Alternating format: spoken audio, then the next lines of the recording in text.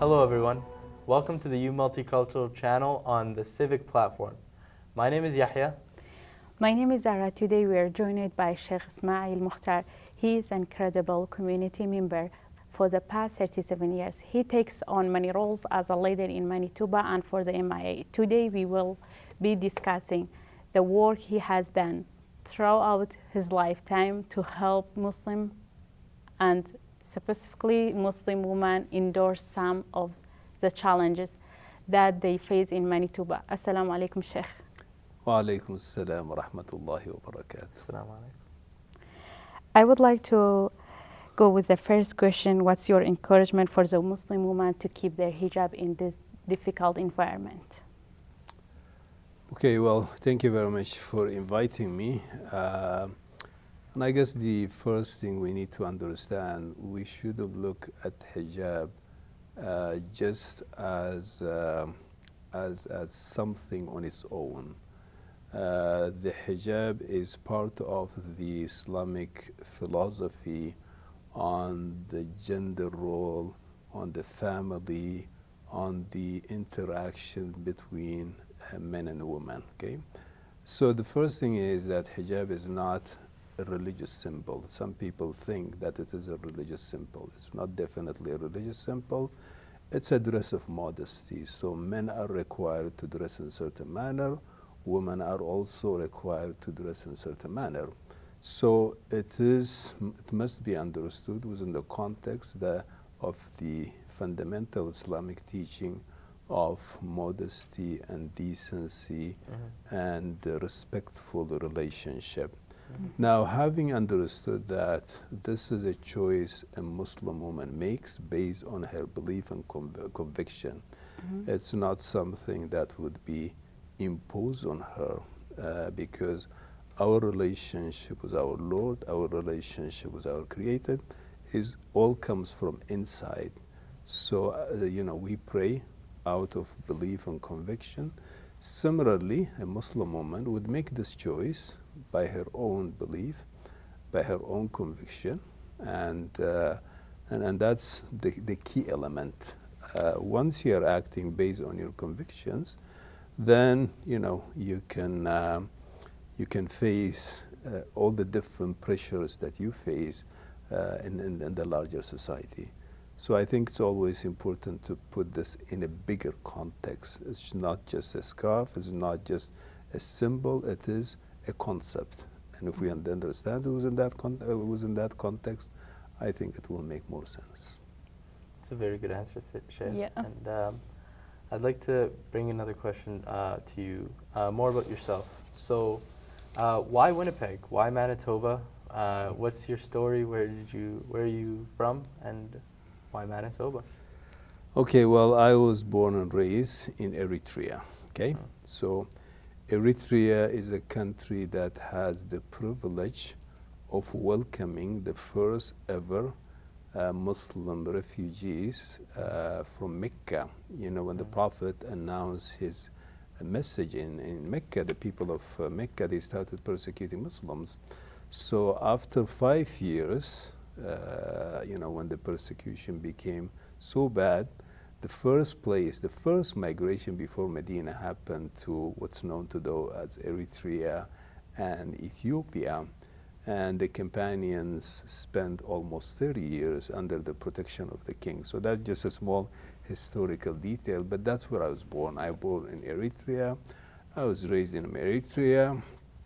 And no person would leave their country unless there is something compelling, okay? So my family was the extended family. We have deep roots going hundreds of years. But then war came, and living there became very dangerous, especially for young people like me. So that's where I began a long journey that took me through the deserts, refugee camps, and so on and so forth. And of course, naturally, coming from a place where there was war and you are denied of opportunity, you would be looking for a country where you can find these opportunities. So I found the chance to come to Canada. Of course, when you come to Canada, you don't think of Winnipeg, you don't think of Toronto. What you think is, I just want to get to the country. But if you ask me why I specifically chose Winnipeg, was I had some friends who were here. I don't know anybody in the country other than these friends who came to Canada before me, and they were living in Winnipeg. So I came to Winnipeg, and peaceful, nice city, opportunities, and it became my home. Yeah. It's amazing. Yeah. Sheikh, I would like to ask you, what are some challenges that Manitoban Muslim experience? Manitoba Muslims, I guess first of all, the community has been growing exponentially. And just to give you a flavor of how big the growth was, in 2011, the Muslim population in Manitoba was roughly about 12,000. Okay, 13,000.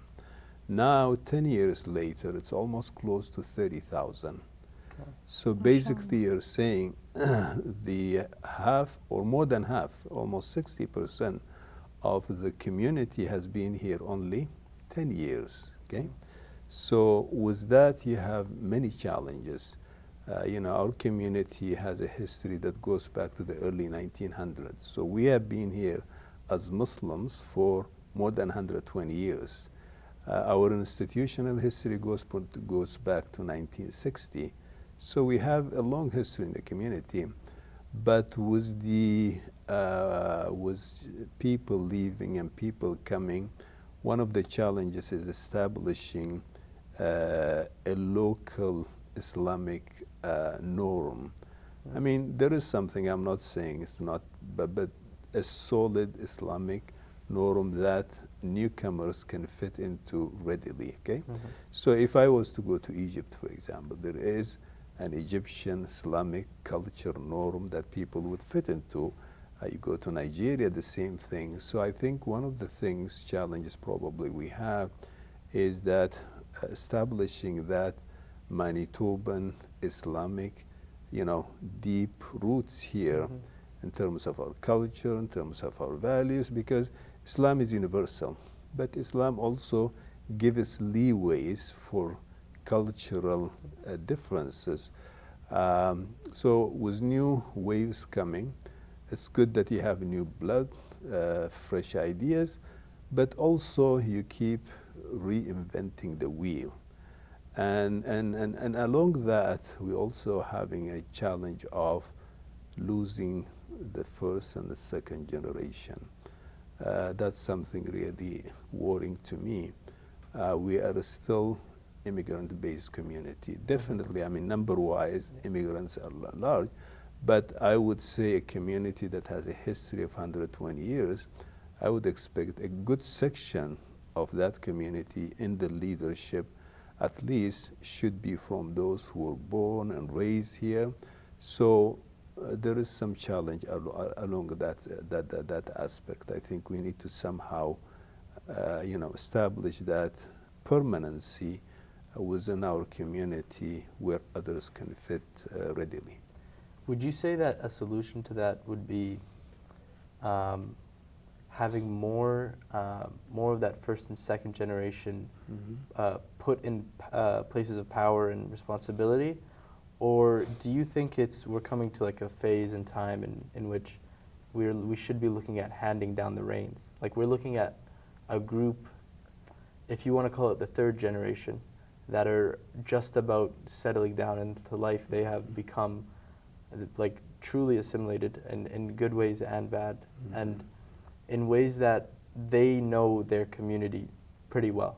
So that age range between like 25 and 35, like we have many leaders in that age. Do you think we should encourage them more, or should we try and bring a bit back of that first and second generation that you were discussing? Yeah, I think it goes both ways. So, you can't tell people to do certain things. We are in a free country. Yeah. So we need to create an environment that's conducive to the young people to get involved, to be part of the community. For some reason, and this is a bigger discussion, I think we are losing our young people. Honestly speaking, 18, 19, 20, then they start drifting away from the mosque and the community slowly and slowly and slowly. So maybe Eid connection, maybe Jum'ah connection.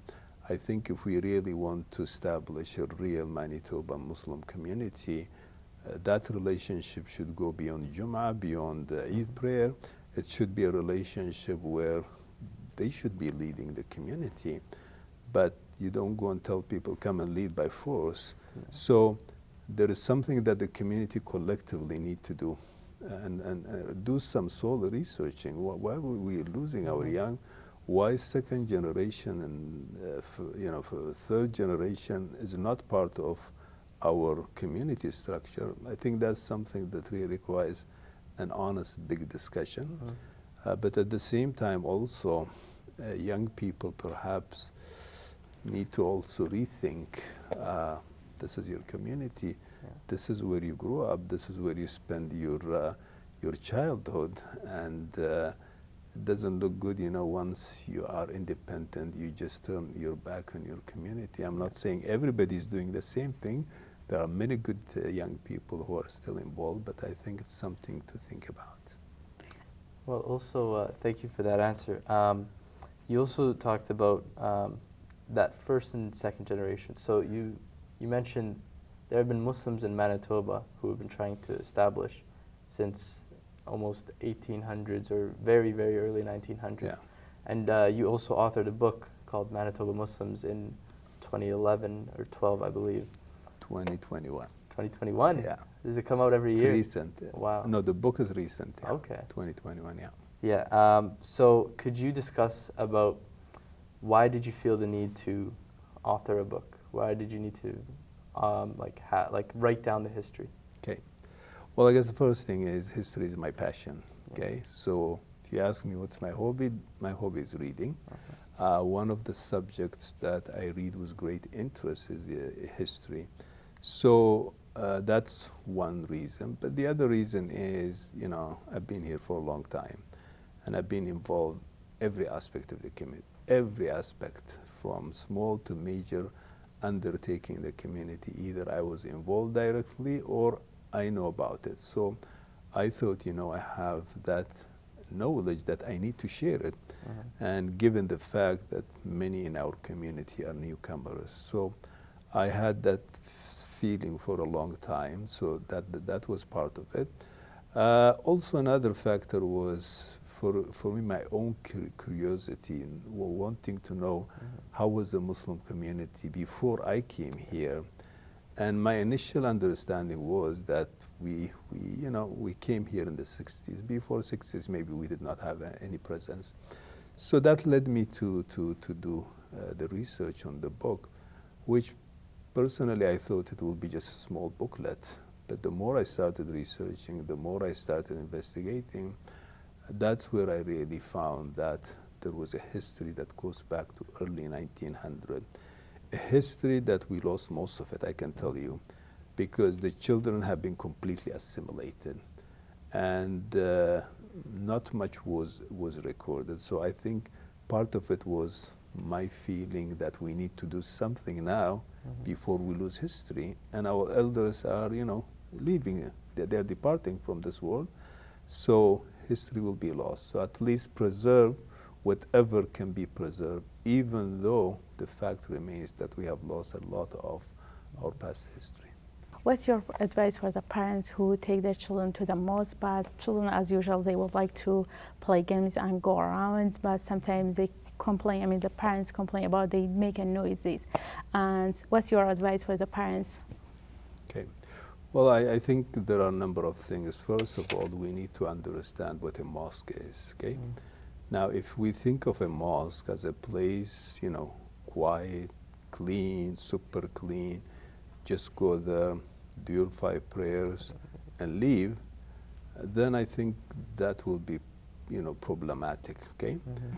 Because the purpose of a mosque is it's a place where families come and have a holistic experience, a social experience, a spiritual experience, and so on and so forth, okay? So I would expect in a mosque that a family would go. Yes, they will pray all, but there will be some room for children to play around. There will be a comfortable place for women, a place that's welcoming to everybody. And if we look at the Mosque of the Prophet, structurally it was very simple, but there were women, there were even some homeless coming to the mosque, there were children, there was noise. Even we read in the books of the hadith that the Prophet sometimes, when he used to lead in prayer, he would hear the cry of the children.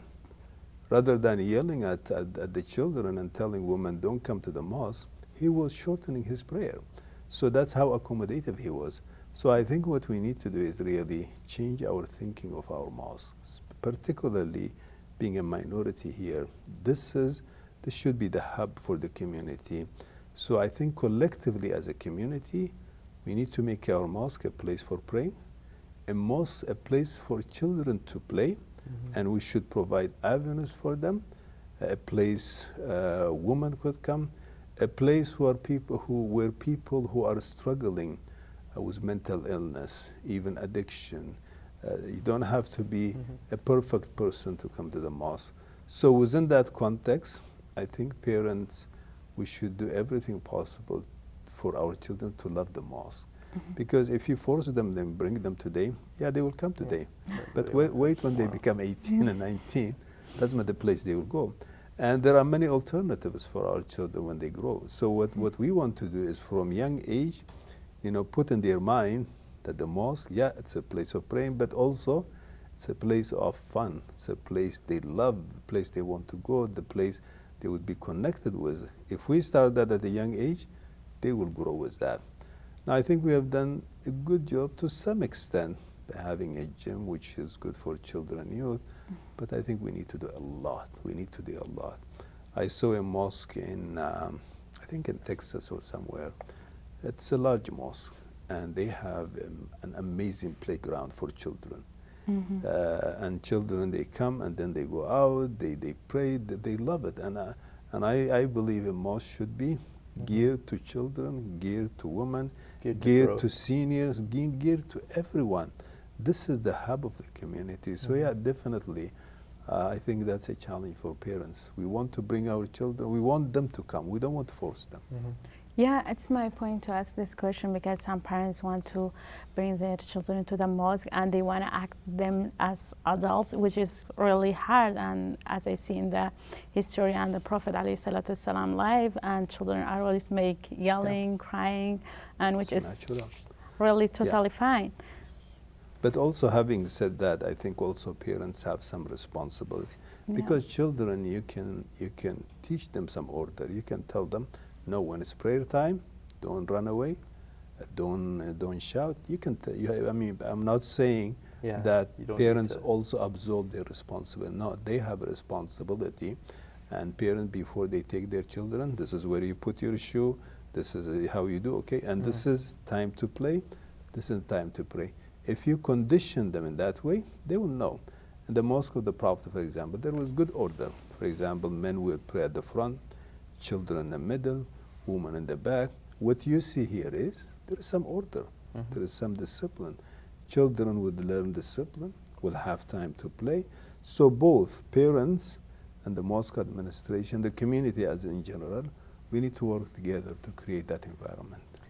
I agree with you. You don't need to staple your child to your leg, but you also can't let them absolutely run around. I think we'll return back to that topic. But I'd like to ask you about the fiqh committee. Okay. So you're a member of the fiqh committee, and you make rulings for Manitoba Muslims and for the MIA and the mosque in general. So what does that mean to you? Or how long have you had the position, and what does that mean to you, and what does that involve you doing? Okay, well, basically the fiqh committee is made up of learned brothers who are well-versed in Islamic jurisprudence. So basically made up of the imams of the Grand Mosque, Bilal Mosque, and others.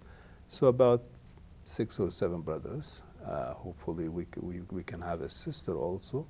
Basically people who have some good knowledge in Islamic jurisprudence. Now, the reality we have is we are a very diverse community, very, very diverse community, coming from different fiqh schools, okay?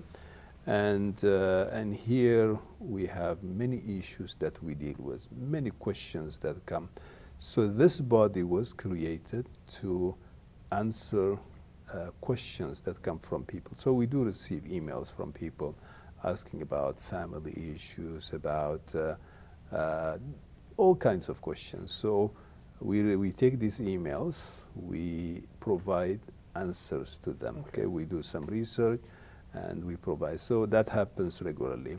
Then Is there both a public and a private section of that, or is it mainly released to the public? Well, it comes through you go to the website, yeah, and then you just send your email. Okay. So we receive lots of emails from different people, and we answer them.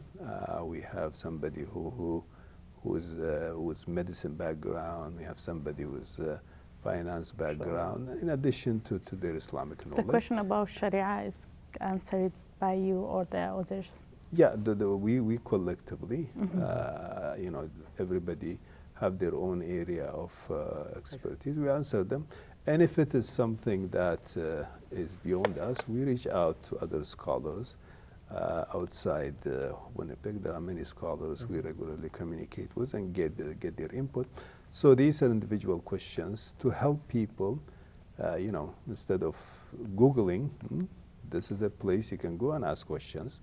Similarly, the administration of the mosque, the board, sometimes they face situations, they don't know what's the Islamic answer. So they don't have the ability or they don't have the capacity to go and do this investigation. So the board will be available for them. Sorry, the fiqh committee would be available. So they send issues to us.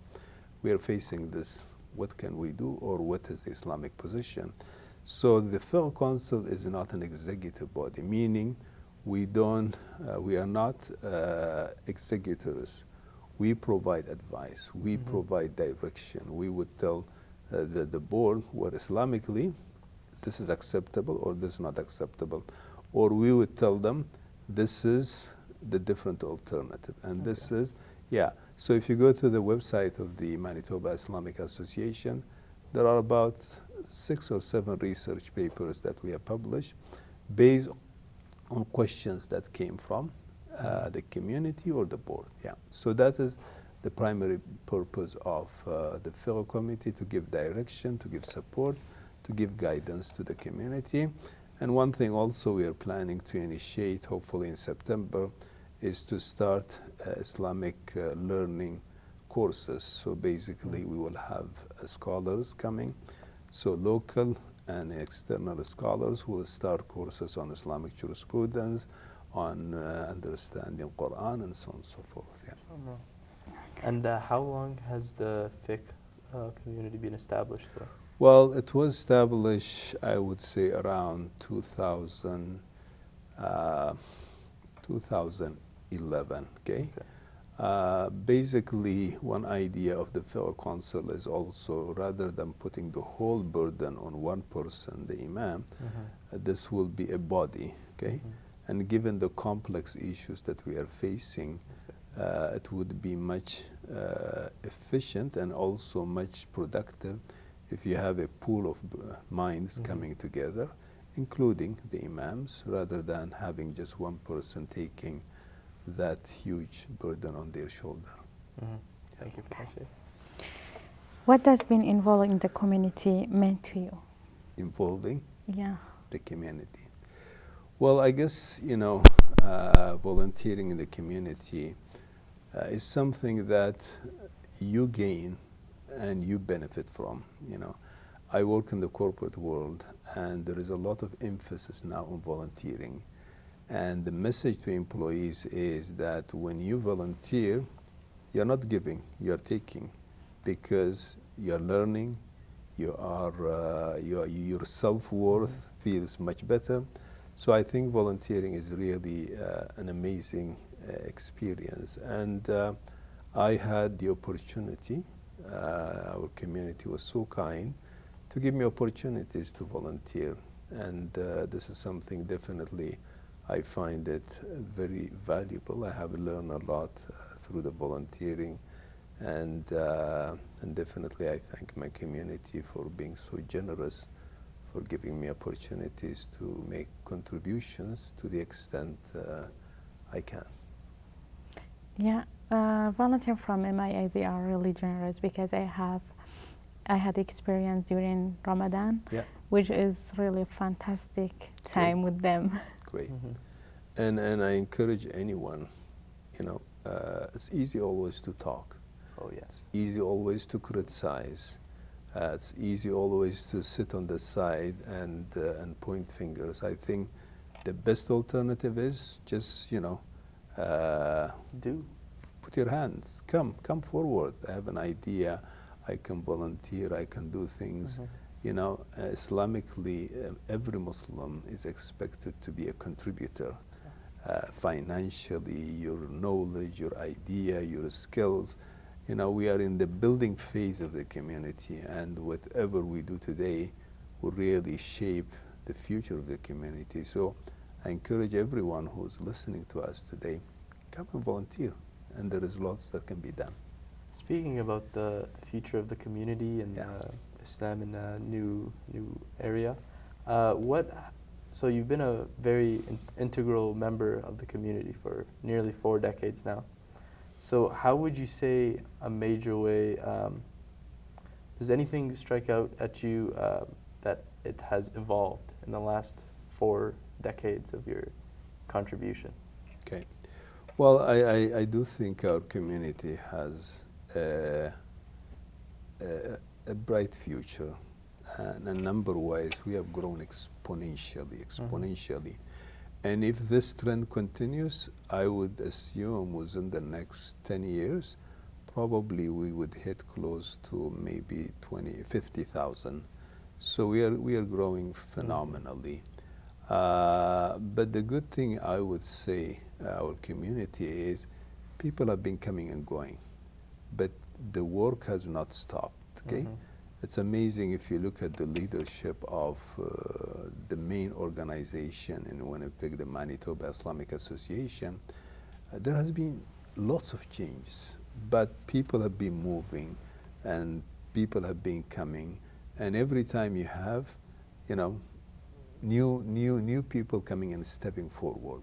So keeping that momentum, we are not a community that has, dependent on individual. Sometimes you have somebody who's really very, very powerful, leading, and then that person disappears and everything starts falling apart. But by the grace of Allah, I think our community, despite all the changes happening, still keeps on going, incorporating new people, new blood, new leadership. And you can see we have come a long way from where we were to where we are heading. But also I would say, with number comes diversity. So we are becoming increasingly diverse. And I think with diversity, we need to make sure that we are not being fragmented. That's fine. You can have a different perspective. We can be in different locations. That's fine. But keeping that sense of community, sense of togetherness, coordination. Now we have different bodies today, doing social services, some of them different schools. That's fine. But what we need is to work with a sense of community. We could have different schools. We have people who have, Sufi inclination. We have people who have Salafi inclination. Whatever inclination, we want to think universally as one community, working together, collaborating, finding synergies. I think that is the challenge, and perhaps we can learn from the experiences of other communities. When you're small, usually the room for fragmentation is smaller. But the bigger you become, that's where unfortunate tendencies of fragmentation along ethnic lines or along some ideological lines might emerge. So diversity is fine, but diversity within a greater theme of of feeling that we are one community. Yeah. Yeah, I think that's very important. I'd like to ask you once again about the, so we're discussing the youth and the disconnection to, let's say, the loss of that sense of community that you were talking about. What encouragement would you first give to the youth themselves, and what role do you think their parents have to play in strengthening their, not only their belief, but also sense of identity? Mm. Yeah, I think, you know, to be a youth at this time is a challenging time, okay? The youth have so many opportunities today, but they also face so many risks that probably no generation has faced in the past. Social media is good, okay? But with social media, you're living in an open world, okay? And you're communicating with so many groups, and you're bombarded with so many ideas at a young age, okay? Mm-hmm. Because as a person, as you develop, you need to absorb information gradually, okay? Now suddenly, you as a child, as a young person, you have your device here, basically you're talking to the whole world. Yeah. And here you have somebody who would say things about Islam, raise doubts, and so it becomes a challenging time for young people.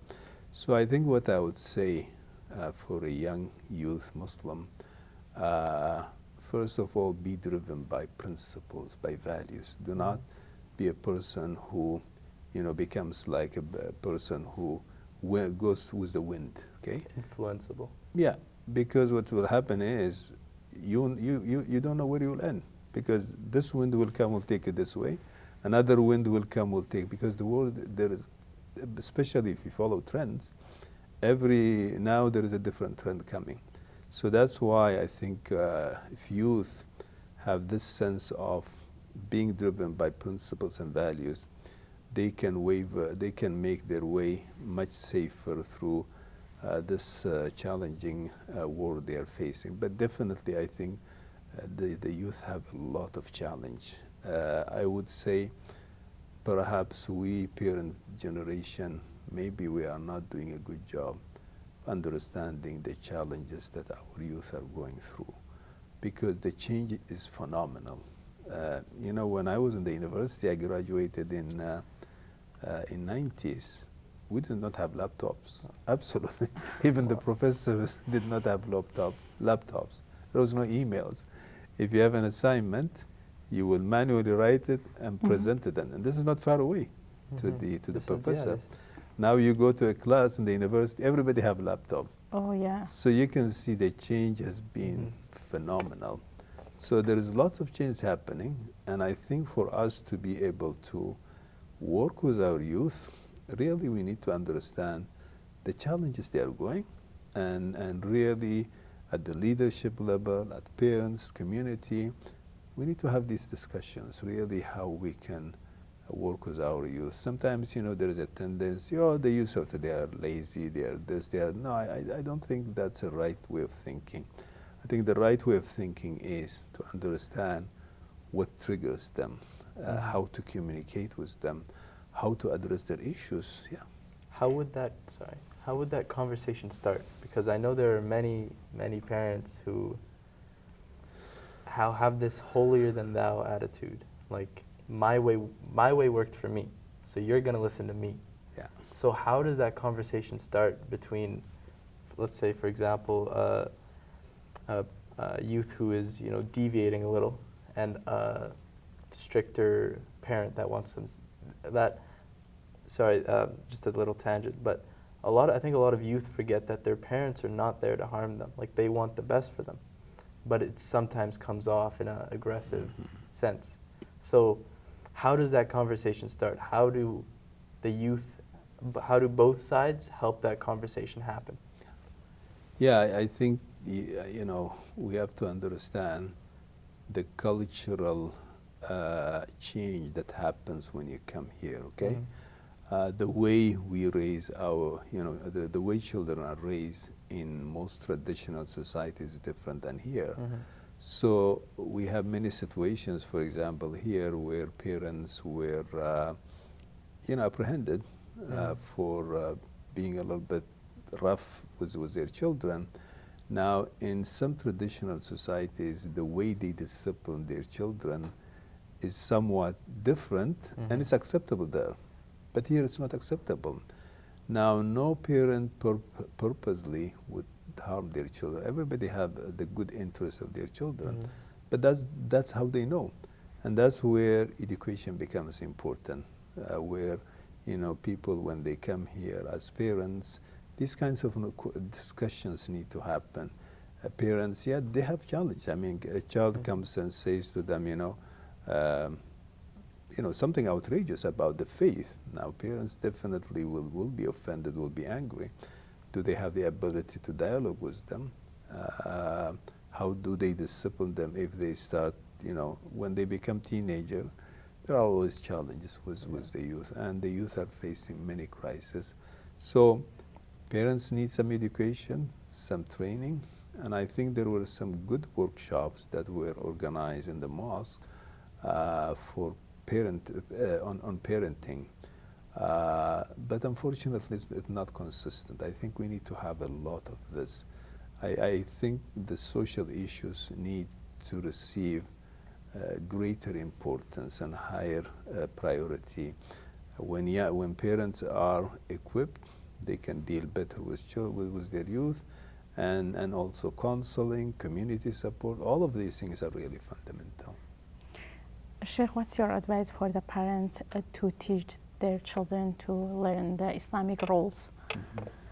Because some of them, they don't have any idea or clue what the attitude to learn them or to teach them. Yeah. You know what?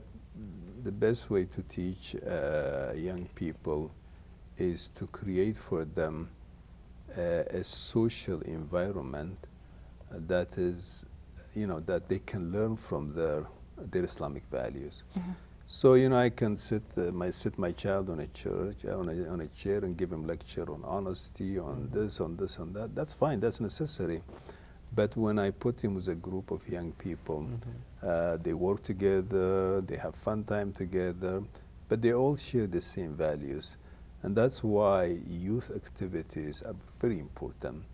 In my view, I think we should have lots of sports going, sports competition, camps, and so when you create that kind of environment and you're training them, you're teaching them, that's the best way to inculcate their values.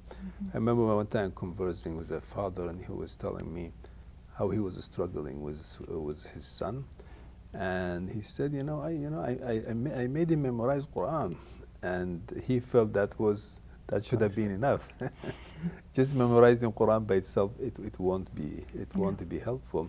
Personally, from my experience, what I found is the families that involve their young in youth activities, and I think as a community, we need to have lots of youth activities. Get them involved then.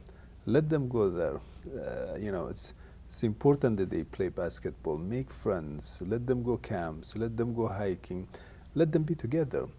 And the youth who went through that experience, I think they do much better. One thing parents should not do is keeping their children away from their community. That will be detrimental.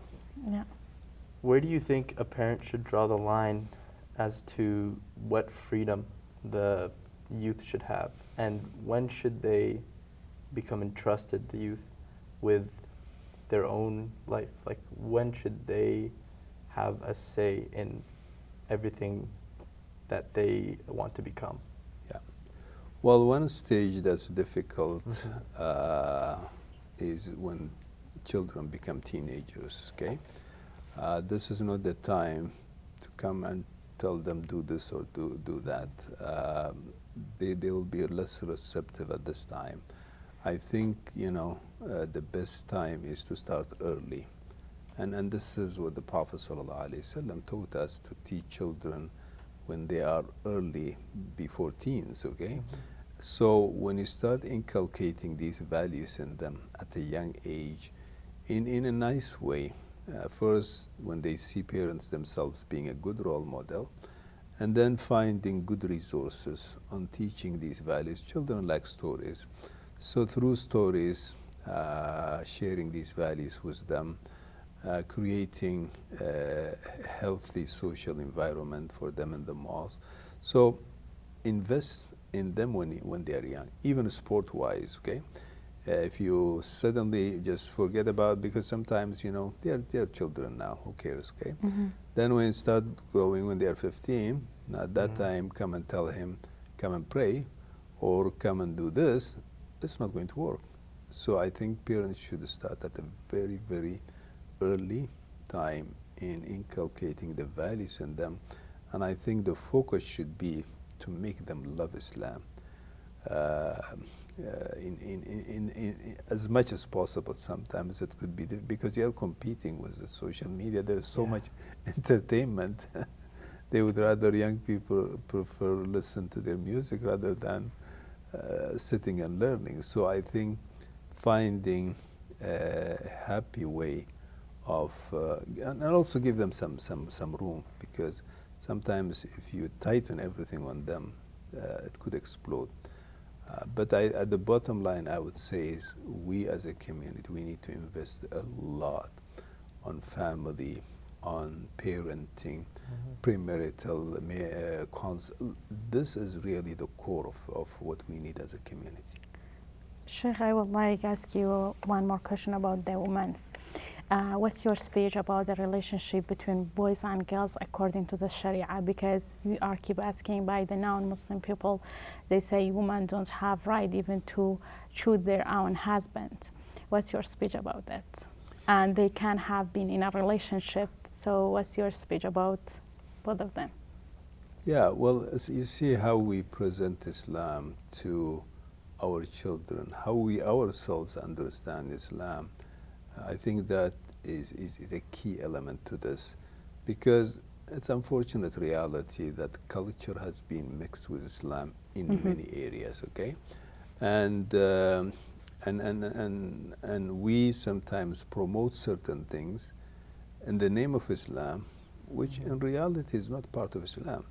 So education, awareness is very important, because many of the attitudes towards women are really culture driven. So one thing, for example, I mentioned in my book, I think this was in 1989, for the first time ever, women were nominated to the leadership of the association, the Manitoba Islamic Association. Right away there was an uproar, and somehow the men said this is haram. And based on that, for at least 10 years, no woman would be allowed in. Is this Islam?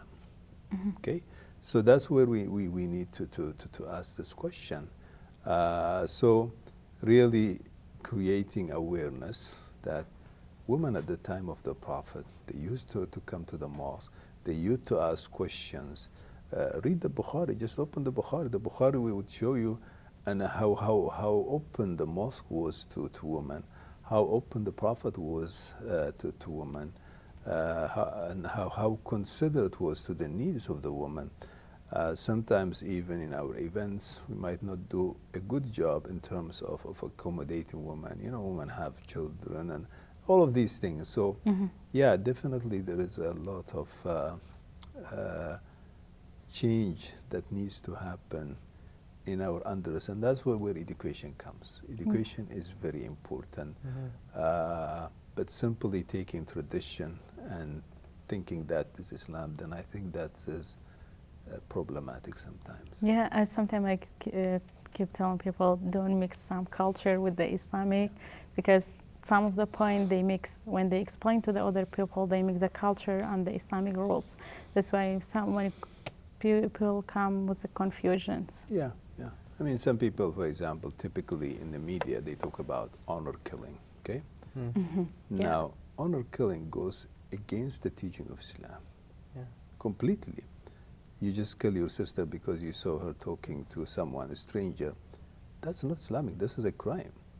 Now, this crime, which Islamically is a crime, being promoted as being Islam, that shows you, you know, how problematic is the perception that the people have about Islam. But a woman, she has full dignity. She makes her choice. Nobody can impose on woman what she has to do. And our women are educated, they are capable, and we see the good work they are doing in the community now. And I hate to like use this word, but some people consider it like propaganda almost, that that they're portraying Islam in a certain light in more recent times. And if you like think back, we had a lot of like protests across the Middle East and Iran and across like different parts of the world that were trying to acknowledge. It's almost like they were thinking of religion as a thing that holds one back, and that it was bad for the women, and that women's rights are being taken away. Could you speak to that in an Islamic sense, and could you like, how is the role of a woman in Islam different compared to, let's say, modern society? Well, I think there are two things that we need to differentiate. One is, people who are genuinely want to know about, what Islam says. But then you have these people who want to create a hype, okay? So might be some crisis somewhere. I mean, the reality we cannot admit, we cannot deny that many Muslim majority nations are not in good shape. There is dictatorship, there is police state, there is no freedom. So it's a bigger problem, okay? And part of that problem also, like in some countries, there are some challenges for women, okay? So sometimes what happens there, for whatever reason, political reason or whatever, is presented in a different way for political reasons, okay? Not saying that there are no problems, there are problems. And this is where communication becomes important, because if we are talking about Islamophobia, not everybody who's Islamophobic hates Islam. Not everybody who's Islamophobic,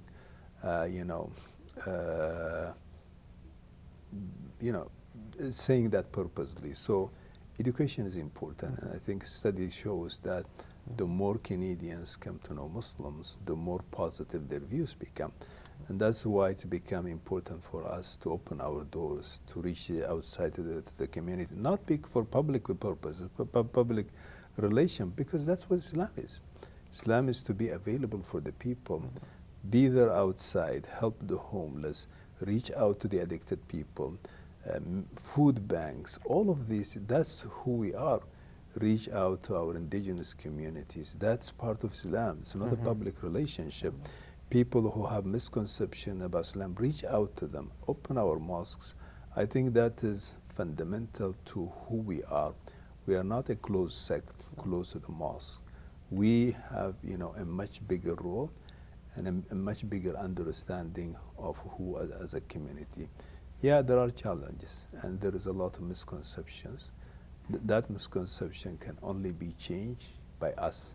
When you see a sister who's well educated, who's articulate, who is outstanding in whatever she does, she sets a good example.